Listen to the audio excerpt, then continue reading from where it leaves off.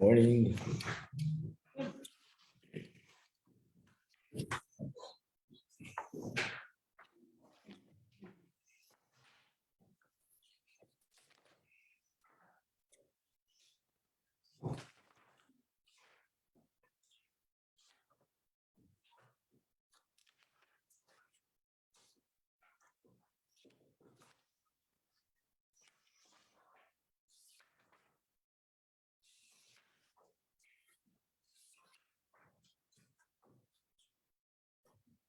Okay. So we are in Ois Test. In the Hebrew English, it's page 247.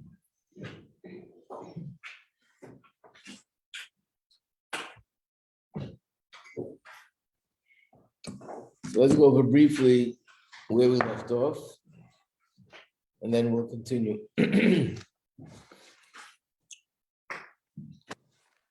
So after he spoke about the different levels of what it means, I'm not choosing the minister, I'm choosing the king himself.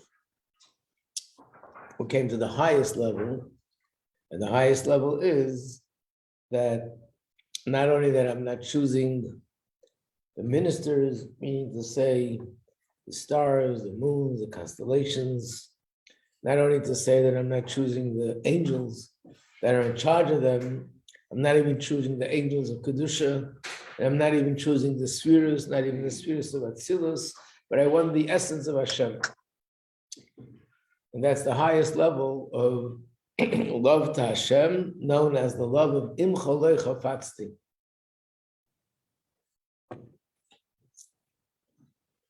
I don't think I explained, by the way, how is it in the words of the pasuk? Mili b'shamayim. That's the pasuk where when the Alter Rebbe said those words, he went into deep dvekas, deep concentration, and then he said those words that. So take a look at page 247. You see the Rebbe calls it the love of Mili b'shamayim. So the words in the pasuk is Mili b'shamayim. What do I have in the heavens? V'imcha lo chafatzti, and whatever is with you, I don't want. I don't want the Gan Eden that's with you, Olam Haba that's with you, and all the amazing things that are with you. What I want is you yourself. That's called the love of Imcha lo chafatzti, the highest level of love. Then the Rebbe says something which is, in a sense, almost shocking, that level of choosing the king over Gan Eden, Olam Haba, and all the spiritual pleasures that we could possibly imagine is connected to the lowest level, which is choosing Hashem and not to choose the constellations and the stars and the moon. How can these two things be connected? So the Rebbe says, let's first understand and analyze what is the greatness of this love. Really, I want to ask one of you to repeat it, but I'm going to spare you the heartache. I'll say it myself, and I'm sure you agree. So briefly, what is the difference? We said like this: when a person has the love of Hashem in Gan Eden or the Mahaba, in a sense, they're maintaining their identity. They're not losing themselves completely. Because what they're doing is they're immersed in pleasure. They're enjoying the pleasure of understanding godliness, seeing godliness, experiencing godliness. And to that tzaddik or that neshama, this is the highest level of pleasure. And the higher up you go, the more pleasure it is. And that's why we spoke about the fact that Acher went to Gehenna, which is terrible suffering for 100 years, to get to the lowest level of the pleasure of Gan Eden. So we can't even begin to imagine what this pleasure is, infinite pleasure. And that's why it says in Pirkei Avos that a whole lifetime in this world of pleasure, imagine a person should live every day, only pleasure, no ups and downs, pleasure from everything you do. The Gashmi is Baruchnius, pleasure, pleasure, pleasure, a whole lifetime in this world, it's nothing compared to one moment of pleasure in that world. So the neshama is not losing itself, it's actually enjoying the pleasure of Gan Eden, the pleasure of godliness. But when the neshama connects to Atzmos and self, to the essence of Hashem, the neshama is not experiencing that, he's only experiencing the essence. So here's a person that would rather have the pleasure than to connect to the essence. And here's a person that'd rather connect to the essence than to have the pleasure. There's a difference. Because by connecting to the essence, I'm losing myself. When I'm enjoying the pleasure, that is me. I'm having my pleasure. I'm maintaining my identity. So we don't need to feel pleasure from learning? Of course we need to feel pleasure from learning. So when we're talking about this level, we're not saying chas v'sholem that it's not a good thing. That's the goal. We should feel pleasure from learning. And the goal is to feel pleasure from understanding Hashem. What we're saying is there's a level even higher than that. When I don't feel pleasure, it's not because I'm higher than that. It's because I don't feel pleasure. I feel pleasure in potatoes and tomatoes and spaghetti and meatballs. And I don't feel pleasure in godliness. But someone who feels pleasure in godliness and gives up that pleasure because of Atzmos and self, that's a higher level. When you say, oh, we shouldn't feel pleasure. So what will we feel pleasure from? Clothing, from food, from entertainment, from sports, so it's, of course not. Our pleasure should be from ruchnis. Then there's such a high level that after a person reaches the highest level of pleasure from ruchnis, he can go even higher. That's not the pleasure that I want, but I want Atzmos Eisa. In a sense, not in a sense, this is the mashal with the king. That he's going to the king's palace. Remember, we said he walks into the first room and he sees beautiful gems and diamonds and gold and silver glittering. So what stops him? He's just overwhelmed by the pleasure. He's enjoying what he's looking at. Sometimes you see something which is absolutely amazing. You're like spellbound. You can't tear yourself away from looking at this beautiful, beautiful scenery that you're looking at. People travel around the world to see mountains and valleys and all sorts of things because it's so beautiful. Person walks into the king's chamber, sees beautiful diamonds and gold and silver and art and whatever it is that they see, and they're enjoying it so much, they forget, it takes over the whole essence, they forget to go to the king himself. When they go to the king, they don't see all this. When they go to the king, they're only focused on the king. They don't see the gold, they don't see the silver, they don't see the beauty of all different things. They're just communicating with the king. In fact, if a person would be in the king's room, and instead of talking to the king, he'd be starting to look around at the gold and the silver, he might be thrown out on his head. When you're in the king's room, you're with the king. So the pleasure that you're experiencing is before you get to the king. And the same is in a ruchnizik level. That Alter Rebbe said, I'm ready to give everything up. I want Hashem himself. So, and like we said yesterday, last week, that try to imagine people who are passionate about other things, gashmizik things, people passionate about music, passionate about art, passionate about any kind of thing that which is a pleasure in this world. This is their life. They talk about it, they dream about it, they live with this. And by enjoying it, this is something which maintains their identity. That's one of the big things when somebody becomes frum. Sometimes they're doing something, whether it's in art or in music or in dance or singing, and they have to give that up because it's not Yiddishkeit, it's Mesiras Nefesh. It's Mamish Mesiras Nefesh because this is their life, this is their enjoyment, this is their pleasure. So they're giving up their identity in a certain sense for Hashem. So here, we're talking about tzaddikim. Again, that tzaddik that his whole life and all his pleasure in life is godliness, halavai would feel one day in our life the way they feel on a regular basis. Of course, it's a very high level, but then there's higher than that. So what the Rebbe is saying is like this, the bottom line, the person who says that I'd rather be enjoying the pleasure than going higher is sort of wants to hold on to their identity. And because of that, they're giving up the opportunity to connect to the essence of Hashem. The other person gives up their identity completely because they want the essence of Hashem. Again, this is in a very, very, very subtle, darkistic way. It's not Chas v'Shalom. These are people who want to be, I want to have my identity like a person who doesn't want to give up eating kosher. We're not eating treif. We're not talking about giving up my identity in such a coarse way. We're talking about on a very, very high level.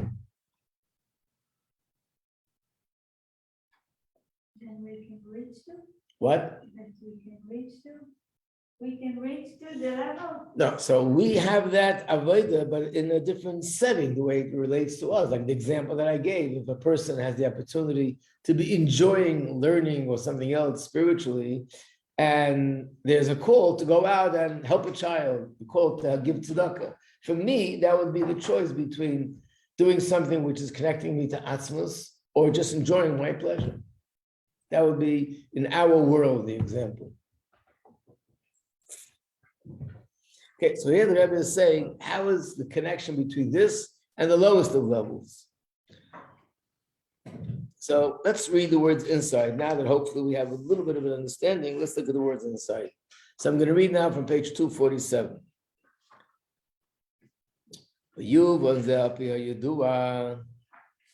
This will be understood based on that which is known.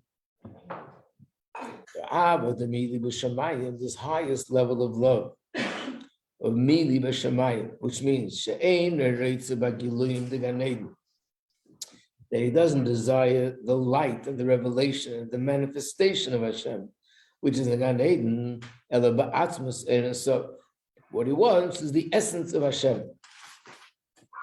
Page 248. So even though if he'd be in Gan Eden and he'd be enjoying the pleasure of Hashem, he would maintain his own identity. His identity is pleasure in Hashem, and he'd be enjoying that. He'd have understanding and he'd have pleasure from godliness. And that's what it says actually in Gemara. The Gemara asks, what do the souls do in Gan Eden? And the Gemara answers, they're sitting there, and this is the parentheses, Nanin Miziv Ashchina. They enjoy the radiance of the divine presence, which means the neshamas understand Hashem and his greatness, and that gives the neshama tremendous pleasure.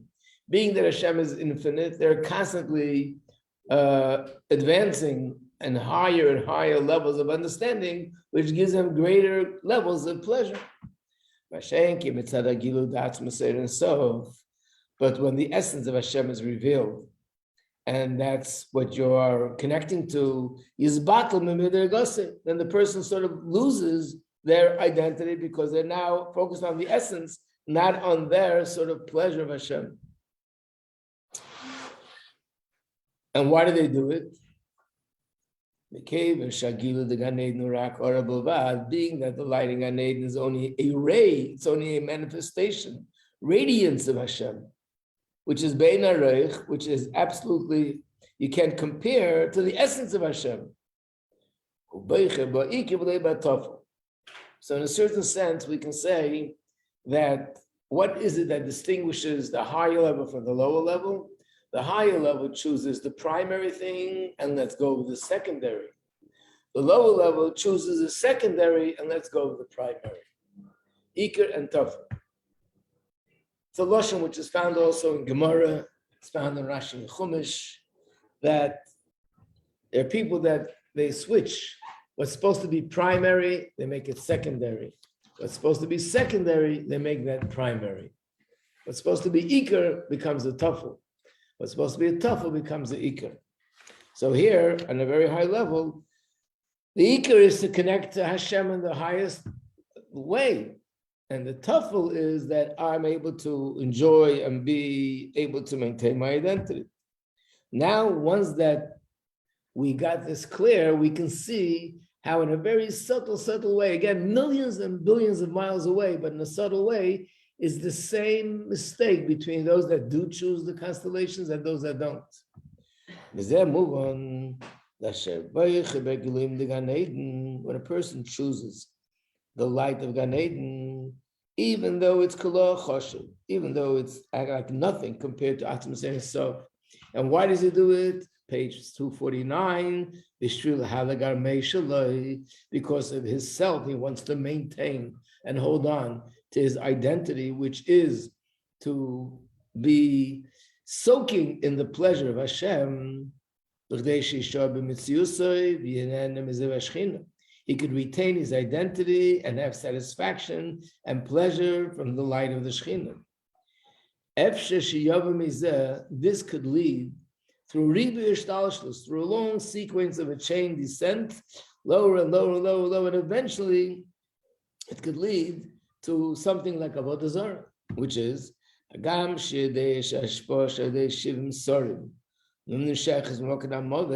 a person that has a choice, either to connect to the 70 angels that are in charge of nature, but they get their chayis from a place which is the opposite of life. Nevertheless, they give a lot of chayis, an abundance of chayis. He's going to want that more than what comes from Kedusha.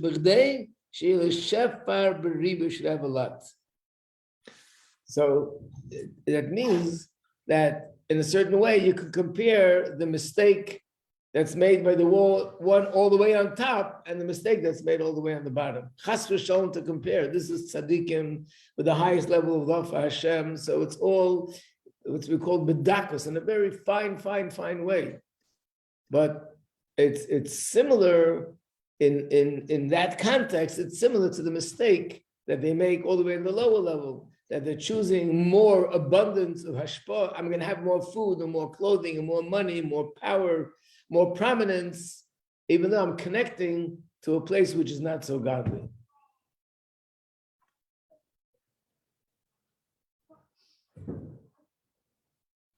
Is it clear? Yeah. The bottom of page 249. The same applies to those that make the other mistake, that they worship the stars, the constellations, and they give them importance. They think, oh, this is something to worship. They think as if the stars and the moons and the constellation are in charge of giving them something. But in other words, they believe that the stars are sort of gods, they're in charge. Or maybe the lower level, that they believe they have a little bit of a choice, like the waiter. So this also evolves from that mistake on the highest level. When a person wants the light of Hashem rather than the essence of Hashem, this means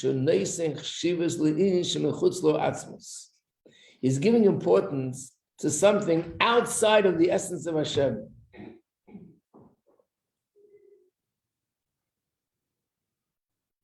The only reason why the light is so significant because it's light of Hashem. And here I'm allowing the love for the light to override my love for the essence. So I'm giving substance to something which is outside of the essence of Hashem. So here too, through a long sequence of chain-like descent, which means when all this becomes lower and lower and lower, a person could come to a place where they give importance to the kechavim mazalas, to the stars and the constellations, and to think that they actually have a choice and there's something outside of Hashem, or chas v'shalom to think that they're totally in charge. And therefore, we see that the lowest level of Avodah Zarah is almost like it evolves in some way from the highest level of not serving Hashem in the most perfect way.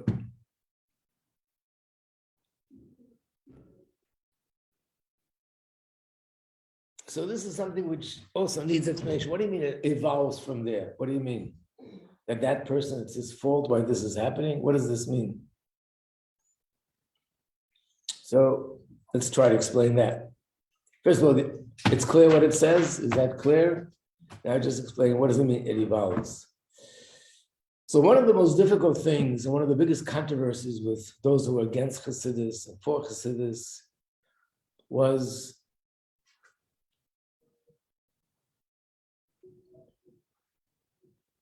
where does evil come from? There's evil in the world. People that murder and that do horrific crimes. These actions and the ability to do it and the existence of such thing, where in the world does it come from? Lahavdil Elef Abdullah is those who worship idols and those who have other beliefs. That's why they say there are two gods. There's a good guy and there's a bad guy. Really? So from the good God comes all the good things. And there's a bad God, and from him all the bad things come. We believe only in Hashem Echad. So where does evil come from? Such horrific, horrible things, and yet there's only one Hashem. Where's the source?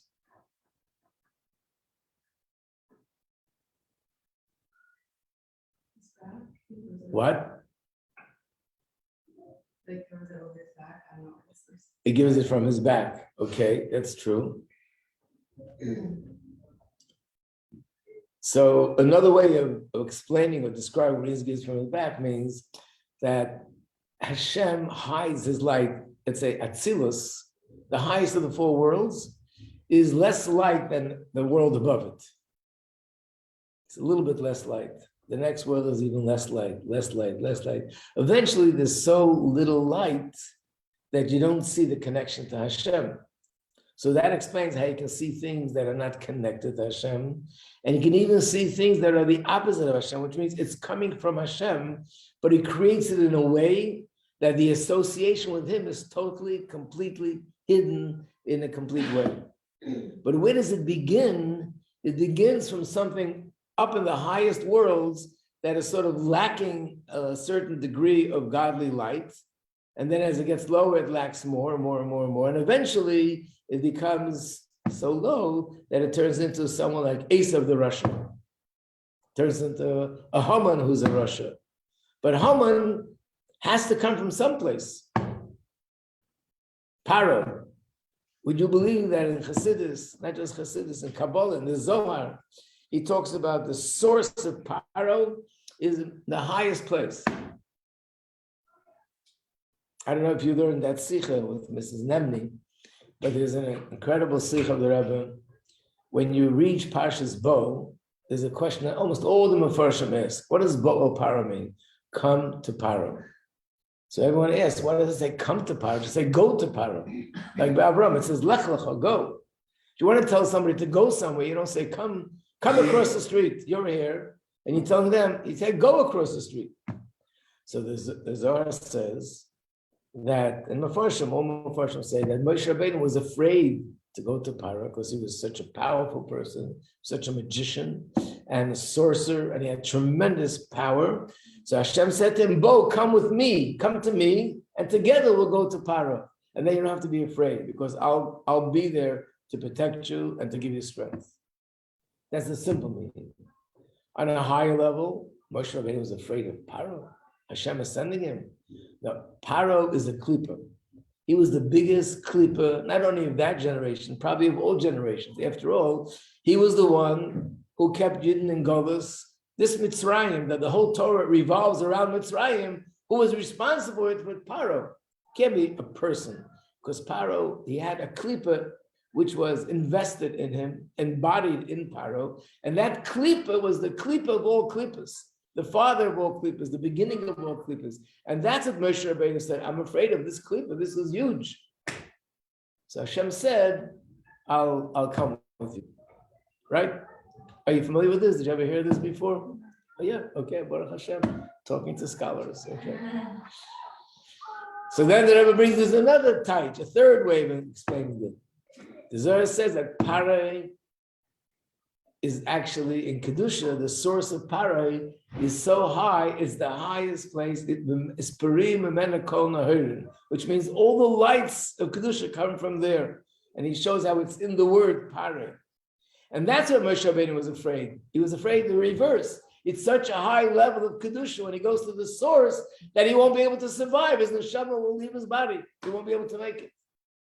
How can that be? Pari, this is Russia. that he's the source of all klipa, and that was saying he's kedusha. So obviously, even Pare, Esau, Haman, Amalek, all the famous heroes, every one of them has a source. It comes from Hashem. But where it comes from, obviously the light gets hidden. So it's no longer what it was originally, and then it gets more hidden, more hidden, more hidden, more hidden. Goes through millions and billions and trillions of levels of evolvement, till eventually it evolves into something which is wicked and evil, the way we know it down here. But everything has a source up there.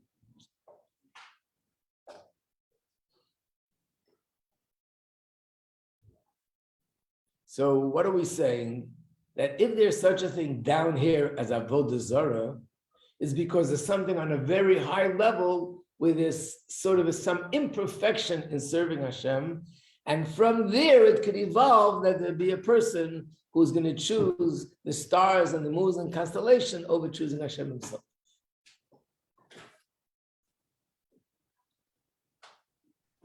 So Russia is from a high source of godliness? I know it sounds pretty strange, but it means to say that, yes, everything that's here in this world, even things that are klipa, have to come from a certain source in Kedusha. But when that source of Kedusha diminishes its light and goes through millions and billions and trillions of levels of lesser and lesser light, it evolves into something which is klipa. Mm-hmm.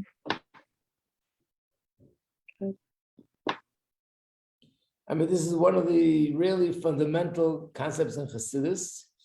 He's going to touch on it a little bit over here. It's also very deep and hard to follow, but we'll just do the little bit that we can. So therefore, something like avodah zarah, if we think of what is avodah zarah, what's the essence of avodah zarah? Choosing the secondary over the primary, or choosing something which is not Hashem because this will help me have more for myself, comes from the highest level. If it's not so perfect, it's also choosing the light of Hashem over the essence. From that, eventually, it could evolve something like this. Which means if up there would be no tzimtzum, there would be no lesser level, everything would be the most perfect, there couldn't be any klipa down here. So the reason why there is klipa is because Hashem created the world with tzimtzum.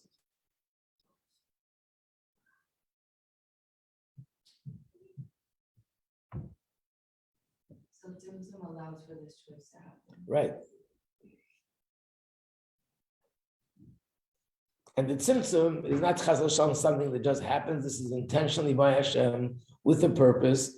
And it's part of the general purpose of wanting to have a dwelling place in this physical, gashmizical world. A world that's not godly, that opposes godliness. And our avodah is to turn it around and to reveal its real source. I'll tell you where the good news is. I know when you hear that Russia comes to such a high level of Kedusha, it's almost like, I don't want to accept that. It doesn't sound fair. So I'll tell you where the good news is. The good news is, this is the deeper meaning to what Chazal say, that there's a level of tshuva that's doines nasalek zachyos, which means the averis actually become merits. How in the world can an avera become a merit? A person desecrated Shabbos for years, ate treif for years, did other averas for years, and then he does tshuva. I can understand that Hashem says, I'm wiping it off, deleting it. It's as if it never happened. That we could all understand. But happy to say that the act of desecrating Shabbos and the act of eating something which is not kosher and the act of embarrassing somebody and the act of stealing should actually become a merit, a schus? How's that possible?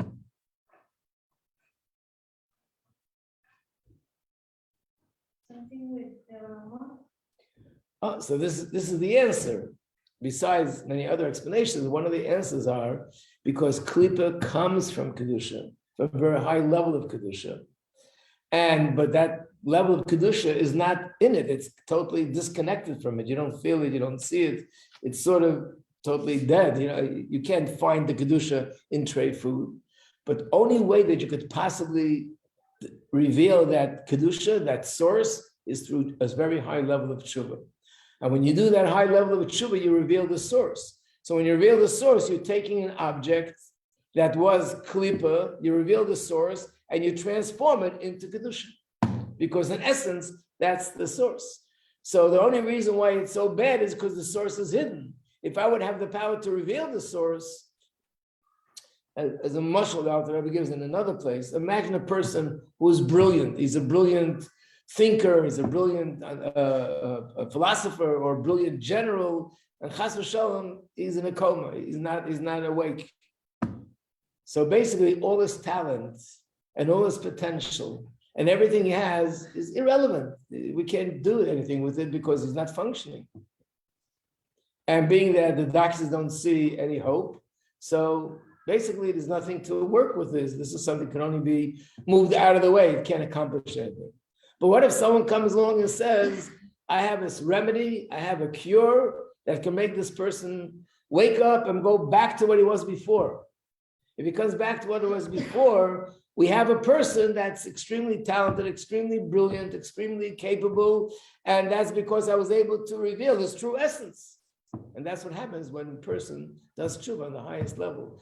The Avera's true essence becomes revealed.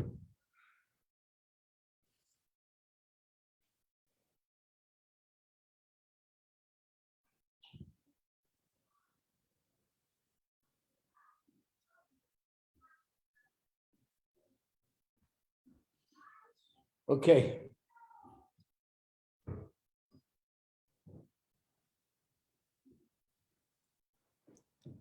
We get, as we go along, it gets harder and harder. We're probably going to stop at a certain point because, we don't want to connect to Atzmos right over here. We're probably going to stop a little bit later, but let me see how far we can take this. This mind is really climbing a mountain.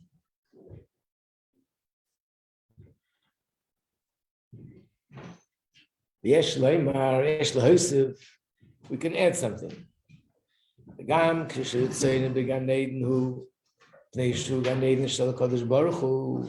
Even if the person says, and not just says it, but actually feels that way, he's not passionate about Gan Eden because I'm having the pleasure, but I'm passionate about Gan Eden because it's Hashem's Gan Eden. The pleasure is not just pleasure; it's pleasure in Hashem. This can also lead to that mistake about the stars and the constellations, to feel as if they have their own choice. It can even lead to the lower mistake, to think that they control everything. Why? Even the goyim, that they choose to worship the stars, the moons, the constellations, they also believe that it's from Hashem. They don't believe that they have this power on their own. They believe Hashem created them, Hashem appointed them, and Hashem gave them the power. So therefore, when we say, oh, I love Gan Eden because it's Hashem's Gan Eden, okay? And they love stars and constellations because Hashem gave them the power. So that means that even if you feel the connection to Hashem, but as long as you're choosing the light over the essence, it still can lead to the same mistake. That a person could say, I believe that I can get much more sustenance from the stars and the constellations, and I recognize that it's from Hashem, but nevertheless, Hashem gave them the power, they can give me more, and if I connect to them, they'll give me more. So how is it possible that a person should be totally in the right place, and there's no room that it could even lead to anything less? In order that there should be no room to think of anything else except for choosing the king himself, by day sheer etzlei is by a person arousing within himself at least me'ain v'shemetz hakaponim. Sai uses the term a microcosm. In other words, on a smaller scale, something like the Alter Rebbe. So we could do it. That we don't want Gan Eden, we want you yourself. So like I said before, how's that possible? We're not on that level. So I think for us, it could express itself in a practical way. And that is that when we choose to do mitzvahs and to do it properly, even though as far as pleasure and enjoyment, I'm talking about spiritual pleasure, I might get by doing something else, I choose to do that which is Hashem's will, and that connects me to his essence. rather than that which gives me pleasure in Hashem, which is more about me than Hashem. And when I put aside my pleasure and do what Hashem wants, it's more about Hashem than it is about me.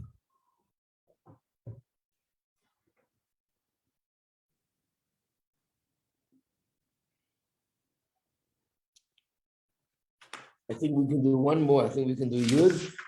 After Yud, we're up in the clouds. I know when I say that, everybody says, no, let's do it. We can do it. But I have already experienced from before. But we still have Yud. Why? It's too much? You'll see. I'll read the words and you'll ask me if I'm reading Hebrew or English. Let's see. Yud we can still do. After we finish, we'll review the terms and try to get a little bit clear what we can get out of the Maimer. But definitely, this is what we get out of the Maimer on a practical level. All those things that you find in a simple Sikha. Give up my pleasure, give up my life, my enjoyment to help another Yid. Give up what I want to do what Hashem wants. And sometimes it's not about giving up. There's a famous story. I mean, it's similar, but it's the same idea of a certain Rebbe, a Hasidic Rebbe, who was sitting by his table, and he turned to one of the Chassidim, and he asked him like a question, sharp question, like, why did you do this and this? And the Chassid started to defend himself, and then he rebuked him. And in public, it was like humiliating him in front of everybody. So later, his son said to the father, "Father, how did you rebuke him like that in public? It says in Pirkei Avos, if you embarrass someone in public, you lose your share in the world to come." So he answered him that he saw that there was a decree, and this was either the last day of his life or soon would be the last day of his life.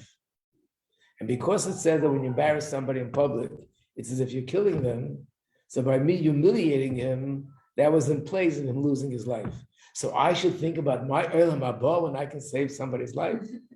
So we're not talking about giving up meat and giving up money and giving up a house and giving up a position and giving up a vacation. We're talking about giving up Olam Haba. I should think about my Olam Haba. Do you remember the story? I told the story Sukkot time. We had so much time to forget it, so I can tell it again. The story with Rabbi Levi Yitzchak of Berditchev.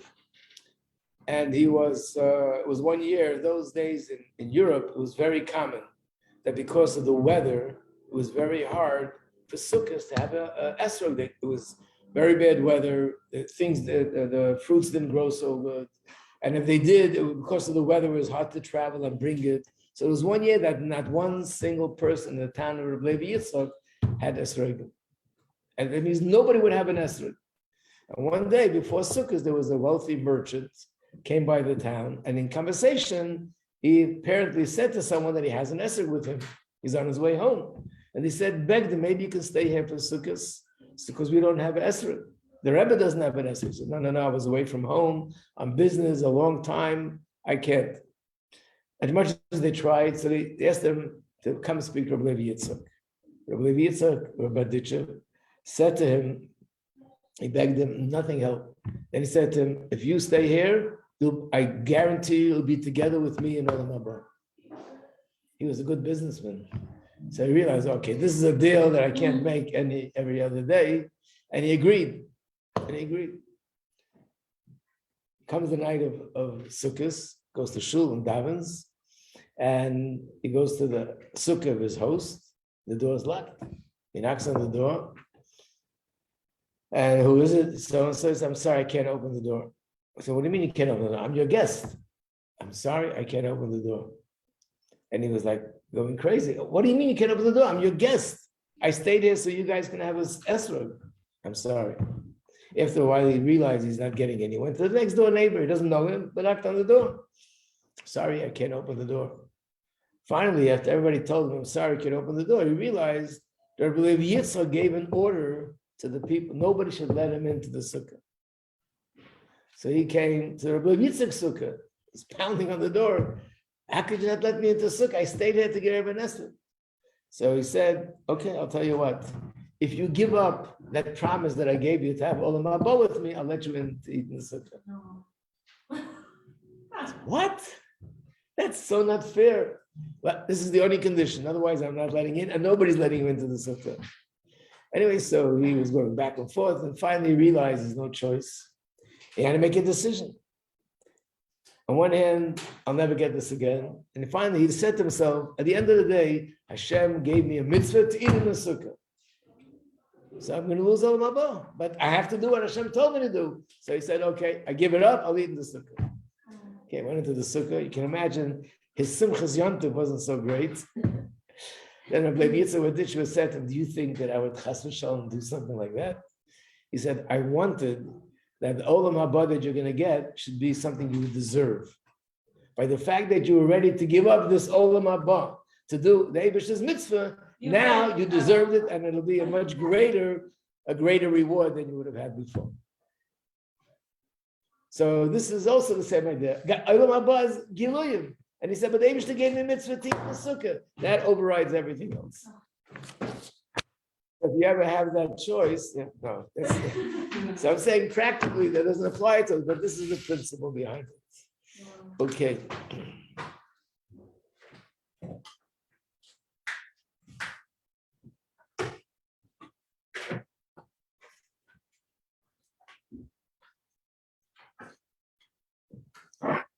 Okay.